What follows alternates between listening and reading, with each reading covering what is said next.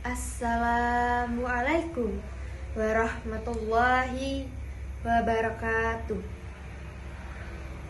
Suara alat dening Yuritria Sabita. Srengenge esuk mesem lirih nglusupi jendela atiku. Angin mlaku alon-alon gendong cerita saka adoh. Godhong nari ing pangkoning dahan nampani wektu sing terus mlaku. Udan nyanyi ing payon omah gugah pangarep sing tau sepi.